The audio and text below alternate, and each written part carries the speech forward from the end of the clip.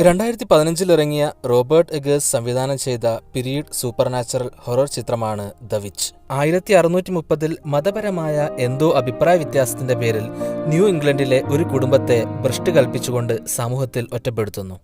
ഈ ബഹിഷ്കരണം കാരണം അവർ കുടുംബത്തോടൊപ്പം കാടിനടുത്ത് കുടിൽ കെട്ടി താമസിക്കുന്നു. അവിടെ വെച്ചുകൊണ്ട് കുടുംബത്തിലെ ഓരോരുത്തരെയായി കാണാതെയാകുന്നു. എന്താണ് അവർക്ക് സംഭവിക്കുന്നതെന്നും കാടിനകത്തുള്ള അദൃശ്യ ശക്തികളെക്കുറിച്ചുമാണ് ഈ ചിത്രം പറയുന്നത്. 17-ാം നൂറ്റാണ്ടിനെ വ്യക്തമായി കാണിച്ചു തന്നിരിക്കുന്ന ഈ സിനിമയുടെ മുഴുവൻ കഥയും കഥയിൽ ഒളിഞ്ഞിരിക്കുന്ന കാര്യങ്ങളുമാണ് ഈ എപ്പിസോഡിലൂടെ നാം ചർച്ച ചെയ്യുന്നത്.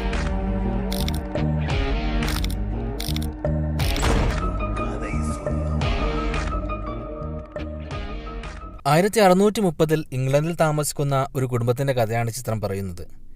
ഈ കുടുംബത്തെ സമൂഹത്തിൽ ഒറ്റപ്പെടുത്തിയിരിക്കുകയാണ്. എന്തായിരിക്കാം ഈ ബഹിഷ്കരണത്തിന് കാരണമെന്ന് വ്യക്തമായി സിനിമയിൽ പറയുന്നില്ല. പക്ഷേ കുടുംബത്തിന്റെ പ്രവർത്തനങ്ങളെ വിലയിരുത്തിയാൽ നമുക്ക് മനസ്സിലാക്കാം അവർ പ്യൂരിറ്റൻസ് ആയിരുന്നു. യഥാർത്ഥത്തിൽ അക്കാലത്ത് ഇംഗ്ലണ്ടിലുണ്ടായിരുന്ന ഒരു പ്രത്യേക വിഭാഗം ആൾക്കാരാണ് പ്യൂരിറ്റൻസ്. സഭയുടെ നിയമത്തെ പിന്തുടരാൻ അവർ തയ്യാറായിരുന്നില്ല. സഭയെയും സഭയുടെ പ്രവർത്തനങ്ങളെയും ശുദ്ധീകരിക്കുക എന്നായിരുന്നു അവരുടെ ലക്ഷ്യം. അതുകൊണ്ടാണ് അവരെ പ്യൂരിറ്റൻസ് എന്ന് വിളിക്കുന്നതും. സാധാരണ വിശ്വാസികളെക്കാൾ അതിതീവ്രമായ വിശ്വാസികളായിരുന്നു ഈ പ്യൂരിറ്റൻസ്.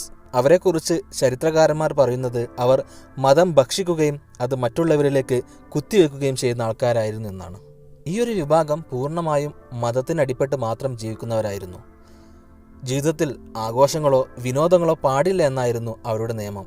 പിൽക്കാലത്ത് അവർ എണ്ണത്തിൽ വർദ്ധിക്കുകയും രാജാവിനെ മാറ്റിക്കൊണ്ട് അവർ ഇംഗ്ലണ്ടിന്റെ ഭരണം തന്നെ പിടിച്ചെടുത്തിരുന്നു. പിന്നീട് അവർ അവരുടെ ഇടുങ്ങിയ ചിന്താഗതികൾ ജനങ്ങളിലേക്ക് അടിച്ചേൽപ്പിക്കാൻ തുടങ്ങി. ഒരുപാട് കലാകാരന്മാരെ അവർ ശിക്ഷിച്ചു. തിയേറ്ററുകൾ അവർ അടിച്ചുപൂട്ടി. അങ്ങനെ അവരെ കൊണ്ട് പൊറുതിമുട്ടിയപ്പോൾ ജനങ്ങൾ വീണ്ടും ഇംഗ്ലണ്ടിൽ രാജഭരണം പുനഃസ്ഥാപിച്ചു. അങ്ങനെ ഒരുപാട് ചരിത്രമുണ്ട് പ്യൂരിറ്റൻസിന് പറയാൻ. നമുക്ക് ഈ കഥയിലേക്ക് തിരിച്ചു വരാം. ഈ കുടുംബത്തിന്റെ നാഥൻ വില്യമാണ്. ഭാര്യ കാത്ലിൻ. അവർക്ക് 5 മക്കളാണുള്ളത്. ഏറ്റവും മൂത്ത പെൺകുട്ടി തോംസിൻ, മകൻ കാലിബ്, ഇരട്ട കുട്ടികളായ മേഴ്സിയും ജോണസും, പിന്നെ ഒരു നവജാത ശിശുവായ സാമുവലും. എപ്പോഴും അവർ പ്രാർത്ഥനകളിലാണ്. അവർ ദൈവത്തോട് നന്ദി പറയുന്നതും കാണാം, ദൈവത്തോട് മാപ്പ് അപേക്ഷിക്കുന്നതും കാണാം. ഒരു ദിവസം തോംസിൻ ചെറിയ കുട്ടി സാമുവലുമായി കണ്ണുപൊത്തി കളിക്കുകയായിരുന്നു. കളിക്കുന്നതിനിടയിൽ പെട്ടെന്ന് സാമുവലിനെ കാണാതാകുന്നു. കുടുംബം സാമുവലിന് വേണ്ടി എല്ലായിടത്തും തിരയുകയാണ്. കാട്ടിനകത്തും ഒരുപാട് അലഞ്ഞു തിരിഞ്ഞിട്ടും സാമുവലിനെ അവർക്ക് കണ്ടെത്താനാകുന്നില്ല.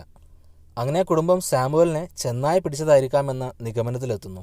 മറ്റൊരിടത്ത് ഒരു വൃദ്ധയായ നഗ്നയായ ഒരു സ്ത്രീയുടെ അടുത്താണ് സാമുവൽ ഉള്ളത്.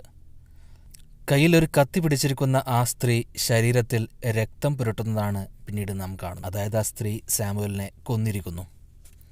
പിന്നീട് ആ സ്ത്രീ വിചിത്രമായ രീതിയിൽ ആകാശത്തേക്ക് ഉയർന്നു പറക്കുന്നതാണ് നാം കാണുന്നത്.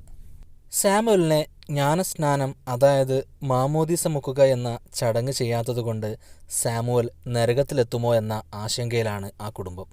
വളരെ ദുഃഖത്തോടുകൂടി തൻ്റെ മകൻ്റെ സ്വർഗയാത്രയ്ക്ക് വേണ്ടി പ്രാർത്ഥിക്കുകയാണ് അമ്മ കാത്ലിൻ. ഈ സംഭവത്തിന് ശേഷം കുടുംബത്തിൻ്റെ സ്വഭാവം ആകെ മാറുകയാണ്. കാത്ലിന് മൂത്ത മകൾ തോംസിനോട് വെറുപ്പ് തോന്നുകയാണ്. സാമുവലിനെ കാണാതാകാൻ കാരണം തോമസിനാണെന്നാണ് അമ്മ വിശ്വസിക്കുന്നത്. കാലിബിന് പ്രായപൂർത്തിയാവുകയും തോംസിനോട് ഒരു ആകർഷണം തോന്നുകയും ചെയ്യുന്നുണ്ട്. അവർ അവിടെ നട്ടിരുന്ന വിളകളെല്ലാം തന്നെ നശിച്ചു പോകുന്നു.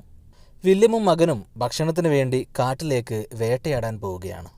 മാമോദീസ മുക്കാത്തത് കൊണ്ട് സാമുവൽ നരകത്തിൽ പോകുമോ എന്ന് അപ്പോഴും കാലിബ് അച്ഛനോട് ചോദിക്കുന്നു. കാര്യങ്ങളൊന്നും തന്നെ നമുക്കിപ്പോൾ ചർച്ച ചെയ്യേണ്ടതില്ല എന്നാണ് വില്യം പറയുന്നത്.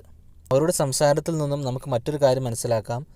വില്യം തൻ്റെ ഭാര്യയുടെ ഒരു വെള്ളി പാത്രം മോഷ്ടിച്ചുകൊണ്ടാണ് വേട്ടയാടാനുള്ള ആയുധങ്ങൾ വാങ്ങാൻ പണം കണ്ടെത്തിയത്. ഇക്കാര്യം ഭാര്യയ്ക്ക് അറിയുകയുമില്ല. ഭാര്യ അറിഞ്ഞു കഴിഞ്ഞാൽ വില്യമിനോട് ദേഷ്യപ്പെടും. ഭാര്യയ്ക്ക് വില്യം വേട്ടയാടാൻ പോകുന്നതേ ഇഷ്ടമല്ല.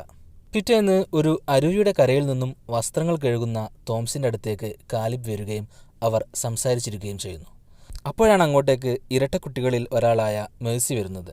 സാമുവലിനെ ഒരു യക്ഷിയാണ് പിടിച്ചുകൊണ്ടുപോയതെന്നും ആ യക്ഷി വീടിനടുത്തേ കൂടി ആകാശത്തുകൂടി പറന്നു പോകുന്നത് താൻ കണ്ടെന്നും അവൾ പറയുന്നു. ഈ ഇരട്ടക്കുട്ടികൾ എപ്പോഴും തോംസിനോട് പലതരത്തിലുള്ള കുസൃതികളും കാണിക്കാറുണ്ട്.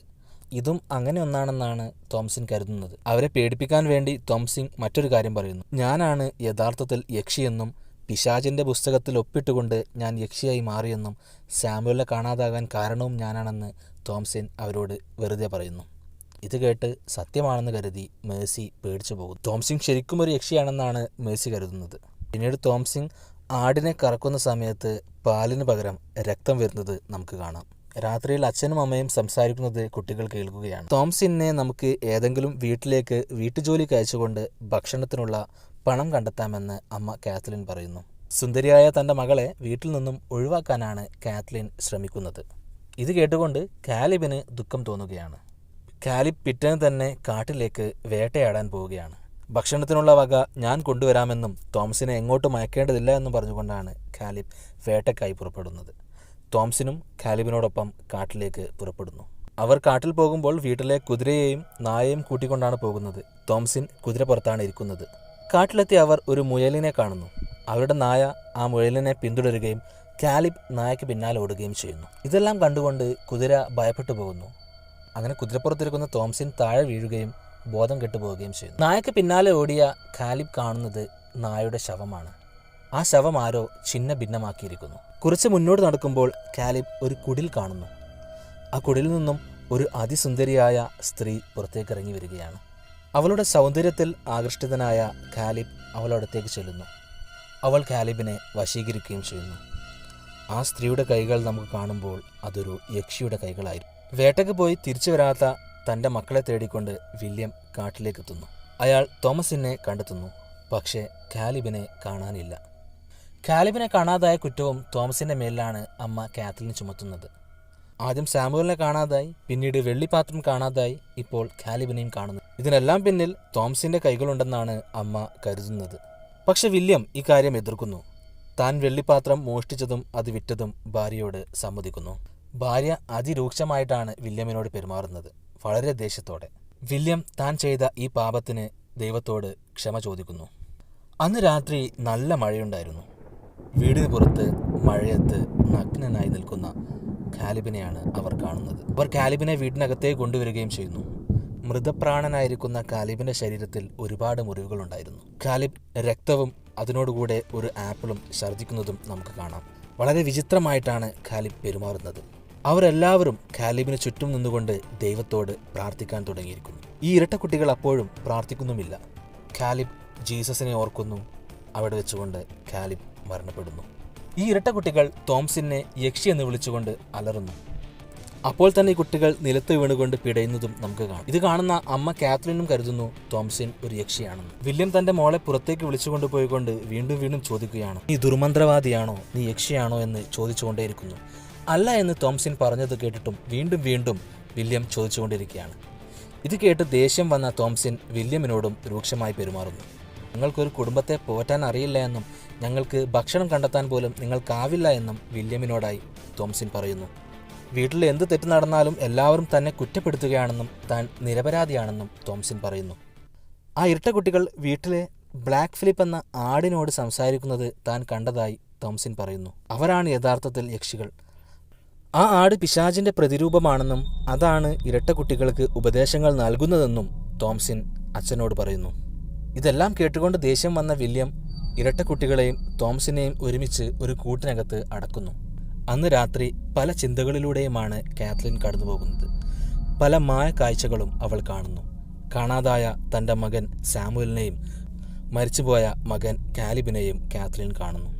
കാത്ലിൻ തൻ്റെ പിഞ്ചുമകൻ സാമുവലിനെ മുലയൂട്ടുകയാണ്. യഥാർത്ഥത്തിൽ ഒരു കാക്ക വന്നുകൊണ്ട് കാത്ലിൻ്റെ നെഞ്ചത്ത് കൊത്തുകയായിരുന്നു. ആ കൂട്ടിനകത്ത് അടക്കപ്പെട്ട അവർ 3 പേരും അതിനകത്ത് തന്നെ ഒരു നഗ്നയായ ഒരു വൃദ്ധ സ്ത്രീയെ കാണുന്നു. ആ സ്ത്രീ അവരുടെ ആടിൻ്റെ പാൽ കുടിക്കുകയാണ്. പിറ്റേന്ന് ആ കൂടിനടുത്തേക്കെത്തുന്ന വില്യം കാണുന്നത് ഒരു വിചിത്രമായ കാഴ്ചയാണ്. അവിടെയുണ്ടായിരുന്ന എല്ലാ ആടുകളും ചത്തിരിക്കുന്നു. ആ കൂട് മുഴുവൻ തകർന്ന് തരിപ്പണമായിരിക്കുന്നു. അവിടെ ബോധം കെട്ടുകിടക്കുന്ന തോംസിൻ മാത്രമേ ഉള്ളൂ. ഇരട്ടക്കുട്ടികളെ കാണാനില്ല. തോംസിന് ബോധം വന്ന സമയത്ത് ബ്ലാക്ക് ഫിലിപ്പ് എന്ന ആ ഭീമാകാരനായ ആട് വില്യമിനെ കൊമ്പുകൊണ്ട് കുത്തി കൊലപ്പെടുത്തുന്നു. ഇനി അവിടെ ജീവിച്ചിരിക്കുന്നത് തോംസിനും കാത്ലിനും മാത്രമാണ്. കാത്ലിൻ അങ്ങോട്ട് വരികയും എല്ലാത്തിനും കാരണക്കാരി തോംസിനാണെന്ന് പറഞ്ഞുകൊണ്ട് തോംസിനെ കത്തികൊണ്ട് ആക്രമിക്കാൻ ശ്രമിക്കുന്നു. സ്വയരക്ഷയ്ക്ക് വേണ്ടി തോംസിനെ തൻ്റെ അമ്മ കാത്ലിനെയും കൊല്ലേണ്ടി വരുന്നു. തൻ്റെ കുടുംബത്തിലെ എല്ലാവരും മരിച്ചിരിക്കുന്നു. ജീവിച്ചിരിക്കുന്നത് തോംസിൻ മാത്രം. തോംസിൻ ആ കൂടിനകത്തേക്ക് പോവുകയും ബ്ലാക്ക് ഫിലിപ്പ് എന്ന ആ ആടിനോട് സംസാരിക്കാൻ ശ്രമിക്കുകയും ചെയ്യുന്നു. തോംസിനെ ഞെട്ടിച്ചുകൊണ്ട് ആ ആട് തോംസിനോട് സംസാരിക്കുന്നു. നിനക്ക് നല്ല ഭക്ഷണവും നല്ല ജീവിതവും വേണോ എന്നാണ് ആട് ചോദിക്കുന്നത്. മനുഷ്യരൂപം പൂണ്ട ആ പിശാച് തോംസിനോട് വസ്ത്രങ്ങൾ അഴിച്ചുകൊണ്ട് നഗ്നയായി വന്നുകൊണ്ട് പിശാചിന്റെ പുസ്തകത്തിൽ പേരെഴുതാൻ ആവശ്യപ്പെടുന്നു. തോംസിൻ അതിന് തയ്യാറാവുകയും ആ പുസ്തകത്തിൽ പേരെഴുതുകയും ചെയ്യുന്നു. പിന്നീട് കാട്ടിലേക്ക് ആ പിശാചിന് പിന്നാലെ നഗ്നയായി തോംസിനും കടന്നു പോകുന്നു. കാടിനകത്തെത്തിയ തോംസിൻ ഒരുപാട് സ്ത്രീകളെയാണ് അവിടെ കാണുന്നത്. എല്ലാവരും നഗ്നരാണ്. ഒരു തീ കത്തിച്ച് അതിന് ചുറ്റും ഇരുന്നു കൊണ്ട് അവർ പല ആചാരങ്ങളും നടത്തുകയാണ്. തോംസിനും അവരുടെ കൂടെ കൂടുന്നു. പിന്നീട് അവരെല്ലാവരും ആകാശത്തിലേക്ക് ഉയർന്ന് പറക്കുകയാണ്. തോംസിനും ആകാശത്തേക്ക് പറന്നുയരുന്നു. തോംസിൻ ഒരു മരത്തിൻ്റെയും മുകളിലെത്തിയിരിക്കുന്നു. ചിത്രം അവസാനിക്കുന്നു. സിനിമയുടെ അവസാന ഭാഗത്ത് എന്താണ് സംഭവിച്ചതെന്ന് പലർക്കും സംശയമുണ്ടായിരിക്കാം. അതുപോലെ തന്നെ ഇരട്ട കുട്ടികൾക്ക് എന്ത് സംഭവിച്ചെന്നും. യക്ഷികൾ കുട്ടികളെ കൊന്നുകൊണ്ട് അവരുടെ രക്തമെടുത്തുകൊണ്ടാണ് അവർ ആകാശത്തേക്ക് ഉയർന്നു പറക്കുന്നത്. ചിത്രത്തിൻ്റെ അവസാനവും എല്ലാ യക്ഷികളും ആകാശത്തേക്ക് പറക്കുന്നത് നമുക്ക് കാണാം. അപ്പോൾ അവർ ഇരട്ടക്കുട്ടികളെ കൊന്നുകൊണ്ട് അവരുടെ രക്തം ഉപയോഗിച്ചായിരിക്കാം അങ്ങനെ പറന്നത്. സിനിമയിലെ പല സംഭവങ്ങളും തോംസിനെ പിശാചിൻ്റെ വലയിൽ വീഴ്ത്തുക എന്ന ലക്ഷ്യത്തോടു കൂടിയാണ്. ആ കൂട്ടത്തിലെ ഏറ്റവും നിഷ്കളങ്കയായ ആളാണ് തോംസിൻ. അതുകൊണ്ട് തന്നെയായിരിക്കാം പിശാച് തോംസിനെ ലക്ഷ്യം വെക്കുന്നതും. വളരെ പ്രൗഢി നടിക്കുന്ന ഒരാളാണ് വില്യം. കാലിബ് എപ്പോഴും ലെസ്ഫുൾ ആയിരുന്നു. ഇരട്ട കുട്ടികൾ വളരെ കുസൃതി കാണിക്കുന്നവരുമായിരുന്നു. അമ്മ കാത്ലിൻ ഒരിക്കലും ഒരു നല്ല സ്ത്രീയുമല്ല. അപ്പോൾ അവിടെയുണ്ടായ ഏറ്റവും നിഷ്കളങ്കയായ ആൾ തോംസിൻ തന്നെയാണ്. ഇക്കാര്യങ്ങളൊക്കെയാണ് സിനിമ ഡയറക്റ്റായി നമ്മോട് പറയുന്നത്. പക്ഷേ സിനിമയിൽ യക്ഷി എന്നൊരു കൺസെപ്റ്റ് ഇല്ല. അവയെല്ലാം തന്നെ തോംസിൻ്റെ തോന്നലുകൾ മാത്രമാണെന്നും ഈ യക്ഷികളെ കാണിക്കുന്നതും അമാനുഷിക സംഭവങ്ങൾ കാണിക്കുന്നതിന് മുമ്പായും തോംസിൻ കണ്ണടക്കുന്നതോ കണ്ണ് തുറക്കുന്നതോ ആയ രംഗങ്ങൾ കാണിക്കുന്നുണ്ട്. അതുകൊണ്ടാണ് ചിലർ അങ്ങനെ പറയുന്നത്. അപ്പോൾ യഥാർത്ഥത്തിൽ സാമുവലിനെ ചെന്നായി പിടിച്ചതായിരിക്കാം, ബാക്കിയുള്ളവരെല്ലാം തന്നെ പട്ടിണി കൊണ്ട് മരിച്ചതായിരിക്കാം എന്നാണ് ചിലർ കരുതുന്നത്. ചിലർ പറയുന്നത് യക്ഷി തോംസിൻ തന്നെയാണ് സിനിമയുടെ ആദ്യം മുതലേ. പക്ഷേ തോംസിൻ അവസാനമാണ് പിശാചിൻ്റെ പുസ്തകത്തിൽ ഒപ്പിടുന്നത്, അവസാനമാണ് യക്ഷിയാവുന്നതെന്നാണ് സിനിമ നേരിട്ട് പറയുന്നത്. 1600കളിൽ യഥാർത്ഥത്തിൽ സ്ത്രീകളോട് സമൂഹം പെരുമാറിയിരുന്നത് ഇങ്ങനെ തന്നെയായിരുന്നു. വളരെ ശക്തമായ ജീവിത വിജയം നേടിയ നേതൃത്വ പാഠവുമുള്ള അസമത്വത്തെയും അനീതിക്കെതിരെയും പ്രതികരിക്കുന്ന സ്ത്രീകളെ അവർ എന്നും യക്ഷികളായി ചിത്രീകരിച്ചിരുന്നു. അങ്ങനെ യക്ഷികളായി ചിത്രീകരിച്ച് പലരെയും കോടതിയിൽ കൊണ്ടുവന്ന് മരണശിക്ഷ വരെ നൽകിയ കാലഘട്ടമായിരുന്നു അത്.